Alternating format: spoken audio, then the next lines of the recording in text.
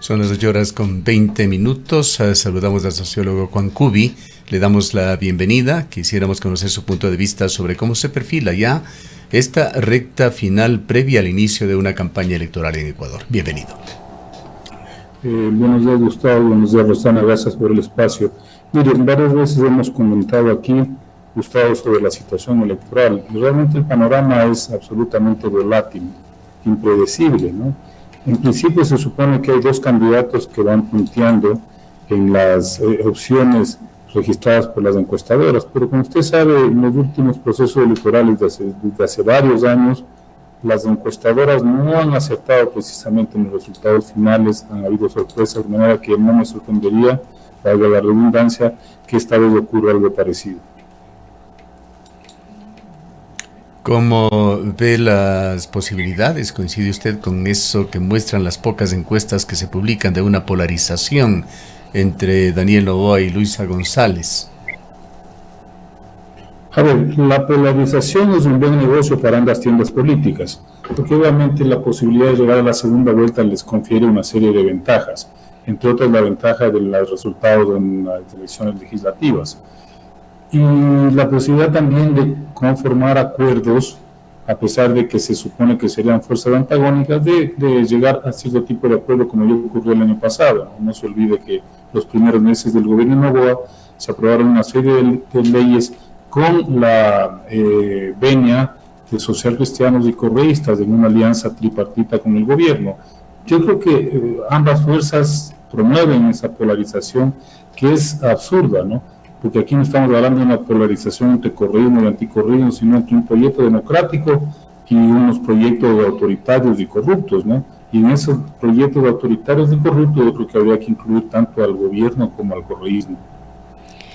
Ahora, Juan, como siempre decimos, todo es posible en este país. Hay una polarización de acuerdo a las encuestadoras que han hecho sus análisis en los últimos meses, en los días últimos. No obstante, la coyuntura, ¿cuánto podría incidir en este proceso? Hablamos de los cortes energéticos. El presidente de la República ha dicho que para el 20 se acaban ya los cortes de energía y aparentemente volveríamos a la normalidad ya sin estos cortes de luz, y la campaña electoral está por iniciarse en pocos días más. Se prevé que el día 5 arranque esta campaña electoral, pero aquí también cuánto incidiría estas decisiones que pueda tomar el presidente de la República respecto de su licencia, respecto de a quién se le encargaría la presidencia de la República. Es decir, todavía hay una serie de elementos que podrían irse sumando y dando respecto de lo que podría darse en el proceso electoral para el próximo año. A ver, la primera es que es penoso que la situación político-electoral del país dependa en buena medida de las precipitaciones hídricas, ¿no? Porque obviamente si empieza a llover, si se cargan los embalses y se vuelve a la cierta normalidad de la provisión de luz eléctrica, la gente va a valorar eso, ¿no? Y es absurdo porque es una crisis mucho más compleja y profunda de lo que pensamos. Sin embargo, probablemente incida, no sé hasta qué punto. Tenemos el tema de la inseguridad, que tampoco se ha resuelto. Habrá que ver hasta dónde el votante va a sancionar al gobierno actual con su candidato presidente Daniel Noboa por esta ineficiencia en el combate a la inseguridad. Hay algunos factores, la crisis continúa, el desangre migratorio continúa. Es decir, en principio, el presidente debe estar con una popularidad bajísima. Sin embargo, estas encuestadoras dicen que sigue punteando con escaso margen sobre la candidata Luisa González, que también representa no solamente la opción de un proyecto corrupto, sino que representa el pasado. Ahora, ¿qué va a suceder con el tema, con la telenovela Noboa Abad? Yo, que ustedes me han entrevistado varias veces, he insistido desde el inicio que el gobierno no le va a dejar posesionarse, se inventarán cualquier cosa como en efecto ya ocurrido, ¿no? Estamos ahora hablando de un sumario administrativo, estamos de unas audiencias que pueden ser eternas, no sabemos cuánto van a dilatar este tema. Tienen la opción, le he escuchado, insinuado funcionarios del gobierno de que no pediría licencia, que no necesita pedir licencia, lo cual es un absurdo porque implica que haría campaña desde la propia función de presidente de la República. Es decir, hay varias artimañas que van a poner en práctica desde el gobierno, pero yo no veo que a la señora Abad le vayan a permitir asumir la presidencia como reemplazo temporal del presidente. Además, a esto hay que añadir algo, que la señora Abad no hace el más mínimo mérito para poder optar por esa posibilidad. Vuelve al país y las primeras declaraciones que hace le ponen los pelos de punta a cualquier ecuatoriano, ¿no? Esto de hablar, o sea, lo que es obvio es que la señora no tiene idea de lo que es el cargo que eventualmente asumiría durante un mes y medio. Más allá de la actitud de la vicepresidenta, lo que está de por medio también, y me parece que en forma fundamental, es el Estado de Derecho. Expertos como Esteban Ron señalan que está obligado el presidente a tomar licencia para la campaña.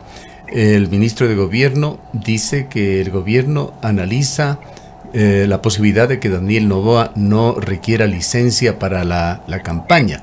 Hay una vicepresidenta sancionada con 150 días de suspensión. En 6 días una jueza decidirá si este impedimento es legal o no. Y hay también una vicepresidenta encargada. Compleja situación cuando la campaña electoral se inicia prácticamente ya. Es una situación absolutamente irregular, Gustavo, pero nada de sorprenderse en la política ecuatoriana. No sería la primera vez que se atropellan leyes, normas y procedimientos. Y eso es penoso para el país, para la democracia. Y eso tiene dos responsables, ¿no? Ahí sí hay que endilgarle la responsabilidad al señor Noboa y a la señora Abad, porque el primero es quien escogió de binomio, no sabemos todavía en base a qué criterios, y la segunda, la señora Abad, una persona que desde un inicio, desde antes de la campaña, se dedicó a dinamitar ese proceso, ¿no?, del cual era parte. Entonces, ahí hay una responsabilidad compartida. Lo que están haciendo es empujando al país a una situación de mayor descomposición del sistema político y del sistema institucional. Está también de por medio, Juan, la forma de actuar del gobierno, que ha venido tomando una serie de decisiones bastante polémicas. Diríamos que en la frontera de la ley o de reglamentos en el país. Acabamos de hablar a profundidad con Carlos Castro sobre el tratamiento que se ha dado al tema Quimsacocha, que avanza viento en popa para los funcionarios del gobierno ante una oposición marcada y una serie de actos tanto formales como democráticos, incluso consultas populares que se las pasa por alto, se pretende pasar por alto.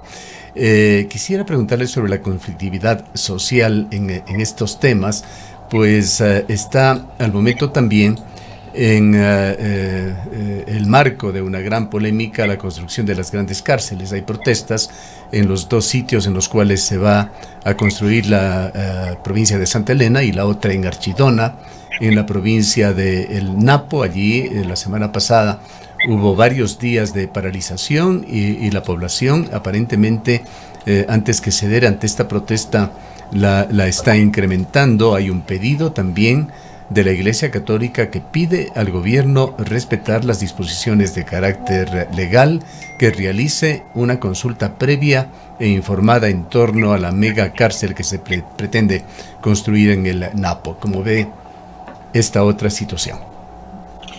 Mire, Gustavo, yo creo que hay que analizar estos problemas desde una lógica del poder. Ya la Constitución del 2008 cumple 16 años, acaba de cumplir 16 años, ¿no? Se pusieron en vigencia una serie de normas y de principios que lamentablemente no se cumplen porque desde la lógica del poder hay otras aspiraciones, otras agendas, ¿no? Y fíjese que en el tema minero al cual usted ha hecho referencia, ya desde la propia aprobación de la Constitución empezaron los conflictos, empezaron los problemas entre gobiernos que querían imponer las lógicas extractivistas en todo el territorio, no solamente en la minería, también en el petróleo y en la extracción de otros recursos, sobre la voluntad, sobre el derecho, sobre los intereses colectivos, comunitarios, populares. Eso ha sido una constante, no es que ahora aparece este gobierno con esta tendencia, con esta inclinación autoritaria, eso ha sido una constante en los últimos 16 años. Y eso obviamente es lo que se choca muchas veces con las aspiraciones o las demandas de la gente. Lo que usted señala de Archidona, de la cárcel de Archidona, que también ocurrió un poco en Santa Elena, es que no se consulta, no se pregunta, no se dialoga, no se busca salidas negociadas con las poblaciones que también tienen derecho a opinar, tienen derecho a conocer y a saber qué es lo que implican este tipo de proyectos. Simplemente el gobierno... Pero además quizás, Juan, es peor todavía porque no solo no es que no se consulta, en algunos casos, como aquí en el caso de Quimsacocha, se hacen remedos de consulta, consultando, como decimos, a 4 almas, que no se sabe ni siquiera cómo se decidió ese proceso, ni a quiénes se va a consultar, y de esa manera justifican que han cumplido. Bueno, eso es parte de esta práctica, ¿no? No consultar, hacer consultas digamos, espurias, hacer procesos de negociación por debajo de la mesa, así es. Y eso lo hemos visto no solamente en el tema de la minería, es decir, en una serie de proyectos históricos en este país se los han hecho de esa manera. Es como que el momento en que un sector llega a asumir el gobierno o el poder político, tiene irremediablemente la tendencia a imponer un proyecto. Y eso, claro, lo que genera es reacciones sociales, inevitablemente. Y esto nos lleva, Juan, a la Constitución de Montecristi. Usted trabajó en la Constitución de Montecristi y la conoce de cerca. Una constitución hiperpresidencialista, muy criticada, denostada por sectores políticos de oposición en contra del poder de turno, pero vemos que la Constitución de Montecristi es un terreno que calza muy bien en los gobernantes de turno, en quienes circunstancialmente detentan el poder en Ecuador. En efecto, tiene esos defectos. La Constitución debería ser cambiada. Una serie de elementos tienen que ser desde el inicio. Yo estaba en desacuerdo, por ejemplo, con el Consejo de Participación Ciudadana y Control Social. Me pareció una aberración democrática. Hay cosas que hay que cambiar. El tema central, Gustavo, es que el cambio de la Constitución de 2008, si es que se lo pretende hacer, hay que hacerlo constitucionalmente. Es decir, lo peor que podría ocurrir es que las fuerzas políticas, sociales y económicas de este país se salgan del marco constitucional para corregir lo que consideran o lo que eventualmente sea en error. Yo siempre he planteado, yo no defiendo la Constitución, defiendo la constitucionalidad, es decir, que cualquier cambio, cualquier transformación, cualquier alternativa se lo haga desde el marco constitucional y legal, eso es todo. Pero obviamente hay cosas de esta Constitución que hay que cambiarlas. Vemos, por ejemplo, el tema de la muerte cruzada y acabamos de constatar cuáles son los efectos perniciosos de esta opción que funcionaría en otras sociedades con una mayor institucionalidad democrática, de fuerzas políticas. Aquí no ocurre eso. Y claro, la muerte cruzada se convierte en una bomba de tiempo. ¿Cómo ve usted el tema de la institucionalidad, del Estado de Derecho, de la fortaleza o no de la democracia ecuatoriana? Bueno, hay una crisis profunda del sistema político, ¿no? Yo sigo insistiendo que ya a los 200 años del sistema electoral, el sistema liberal basado en la representación ciudadana está en crisis. El asunto es que no sabemos por dónde puede estar la salida, no encontramos alternativas, opciones que funcionen. Pero imagínese usted una democracia de corte liberal con cerca de 300 organizaciones políticas, eso es una locura. Eso no permite construir una lógica democrática. Habrá que discutir profundamente cómo se puede encontrar una salida a esta crisis del sistema político, una crisis civilizatoria. No nos afecta solamente a nosotros. Estaba viendo ayer, por ejemplo, el caso de Francia, ¿no? O sea, la cuna de los partidos y de la política liberal del mundo. Sí, Francia.